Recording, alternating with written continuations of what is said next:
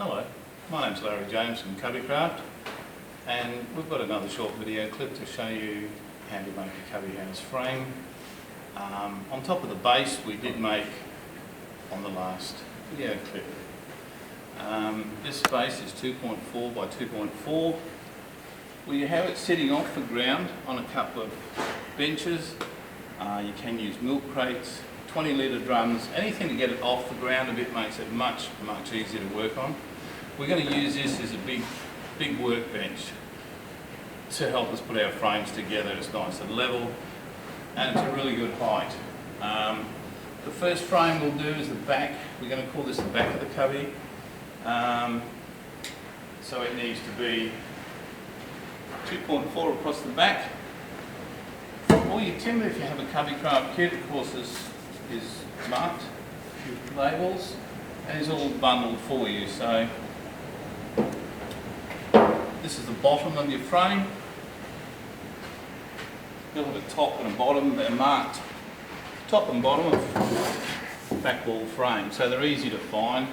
You can also check before you go too far, just have a quick look that both pieces are the same. They must be exactly the same. In this case, they're 2400 or 2.4.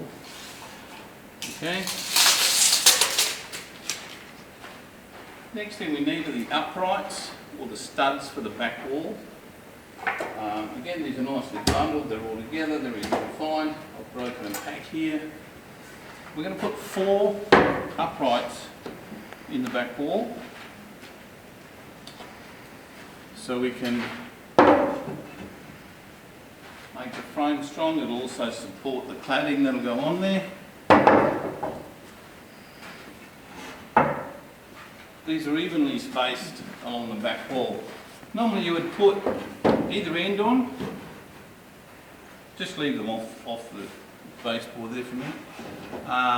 Either end, have the uprights in place. The back wall does not have a window, so as long as these back uprights are evenly spaced in the wall to carry the cladding, it's fine. It's not important that it runs to a measurement. You can use a tape and do roughly 750. As long as the space is even, that's fine.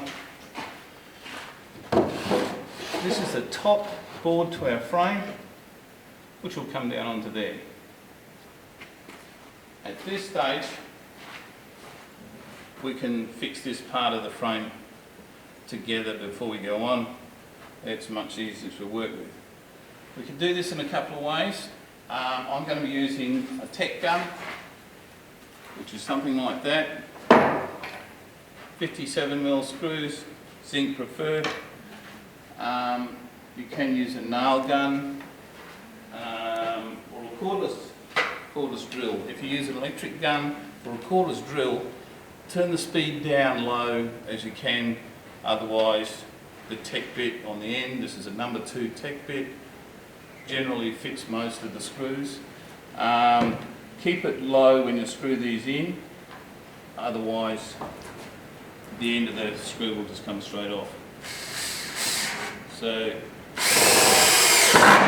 this is a pine frame, self-drilling screws, pretty easy, pretty straightforward. So we just need to fix this together to stop things moving. We will need 2 screws in each one.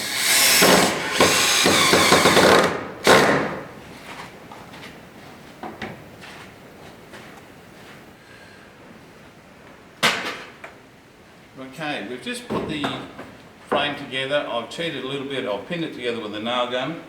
A nail gun this size, if you have one, it will save you a lot of time. This frame is 70 by 35. It's tough, it's thick enough to carry a nail gun. And for today's exercise, it will save us some time. Tech screws are great, very tough, they will do the job.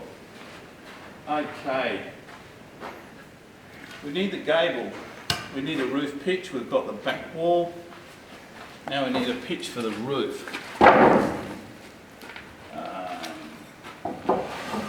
use the other ones here.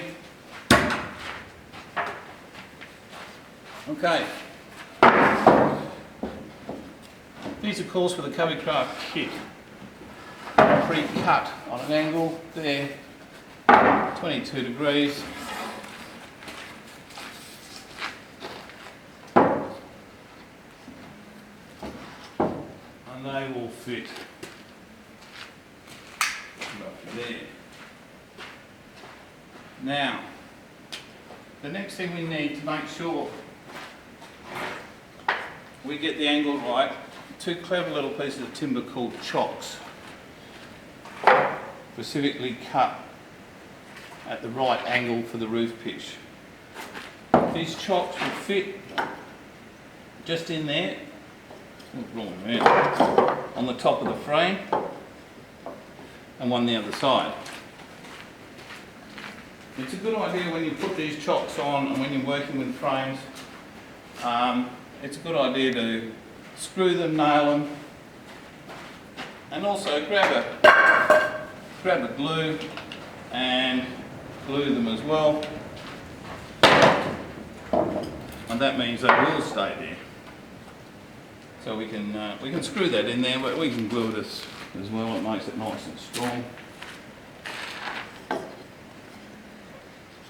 Okay.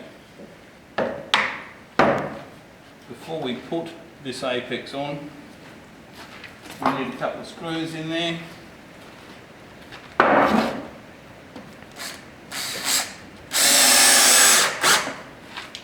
If you're using a cordless drill like I've just picked up now, get a couple of batteries because they do go flat quite regularly. Right, that's that one.